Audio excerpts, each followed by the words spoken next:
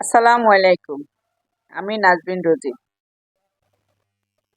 আজকে কিছু কথা বলতে এসেছি। সেটা হলো আমাদের জীবন ধ্বংস করে এরকম কিছু কাজ যেটা আমরা অনায়াসে করে ফেলি নিজের অজান্তেই। যেটা করা একদমই ঠিক না।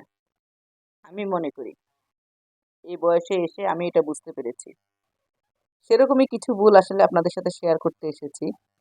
যদি আপনাদেরও ভালো লাগে আপনারাও টাইম লাইনে রেখে দিবেন, শেয়ার করবেন যে অন্যজন যেন এই ভুলটা আর না করে কখনো।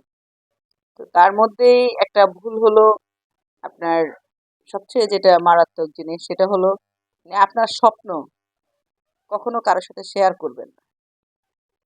আপনার স্বপ্নটা আপনার কাছেই রেখে দিবেন। না হলে দেখা যায় আপনি যখন স্বপ্ন পূরণ করতে পারবেন না এটা নিয়ে অনেকে ব্যঙ্গ করবে। আবার হয়তো দেখা যায় এটা নিয়ে অনেক নেগেটিভ আগে থেকেই বলবে, যেটা আপনি সহ্য করতে পারবেন না। সেজন্য আপনার স্বপ্ন আপনার কাছেই রাখবেন। আর যেটা হলো অন্যের সমস্যায় আর কি নিজেকে অতিরিক্ত জড়িয়ে ফেলবেন না। কারণ অন্যের কষ্টকে নিজের করে ফেললে একসময় আপনি নিজেই দেখা যায় নিজেকে হারিয়ে ফেলবেন। খুব সহজেই কাউকে বেশি কাছের বা বিশ্বাস করে ফেলবেন না। আর যে কোনো সম্পর্কে অতিরিক্ত জড়িয়ে পড়বেন না। এতে একটা সময় দেখা যাবে আপনাকে সবাই শুধু ব্যবহার করছে, দায়িত্বই দিচ্ছে, কিন্তু আপনাকে বোঝার কেউ নেই। এই জিনিসটা সবসময় মনে রাখবেন। আপনি যদি সহজভাবে ওদের কাছে উপস্থাপন করেন, নিজেকে সহজভাবে ভেবে দেখেন, তাহলে ওরা আপনাকে সবসময় সহজ করেই নিবে। ভয়ানক যে জিনিসটা হলো আপনি কারো কাছে থেকে কখনো টাকা ধার চাইবেন না, আর নিজেও কারো কাছে থেকে টাকা ধার নিবেন না। মানে কাউকে দিবেনও না, কারো কাছ থেকে নিবেনও না। এই জিনিসটা সবসময় মাথায় রাখবেন।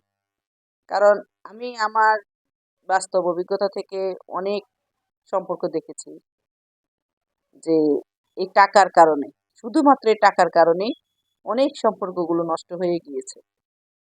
দেখা যায় বিপদে ফোন ধরতো, এখন নর্মাল হাই হ্যালো করে না, নর্মাল কথাও বলে না, ফোনও তোলে না। এই টাকাই আসলে সবচেয়ে সম্পর্ক নষ্ট হওয়ার বড় কারণ। যে টাকা ধার নেয় সে তখন খুব মানে ছোট, একদম কিছু বুঝে না। আর যে টাকা ধার দেয় সে হলো রাজা। কিন্তু যখন এই টাকাটা আনার সময় হয়, দেওয়ার সময় হয়, তখন যে টাকা দিয়েছে সে হয়ে যায় ফকির। নানান অজুহাতে, নানান কারণ দেখিয়ে তার থেকে টাকা চাইতে হয়। আর যে টাকা নিয়েছে সে হয়ে যায় জমিদার। তার থেকে মানে এমন ভাবে চাইতে হয় যে খুব অসম্মানের জিনিস। টাকা দিয়ে আমি বড় বিপদে পড়েছি। তো সেজন্য টাকা দেওয়া এবং নেওয়া দুইটাই আমার কাছে মনে হয় যে অপরাধ, জঘন্য। তাই আমরা কখনো এটা থেকে এড়িয়ে চলবো যত সম্ভব। আর আরেকটা জিনিস হলো আমি কখনোই বড়লোকি দেখানোর জন্য ইনকামের চেয়ে খরচ খুব বেশি করব না, অথবা কাউকে দেখানোর জন্য, অথবা নিজেকে বড়লোকি ভাব দেখানোর জন্য আমার ইনকাম যা হবে তার থেকে কম আমি খরচ করব। আমি ভবিষ্যতের জন্য কিছু জমিয়ে রাখবো। কারণ আমি যদি আমার ইনকামের চেয়ে যদি খরচটা বেশি করি, তাহলে এক সময় আমি গরিব হয়ে যাব। আর এটাকেই বলা হয় কিন্তু ফাইন্যান্সিয়াল সুইসাইড। এটা কখনোই করা ঠিক না। সবসময় আমি ভবিষ্যতের জন্য কিছু সেভে রাখবো। এই কথাগুলি মনে রাখবেন। আল্লাহ হাফেজ। আসসালামু আলাইকুম।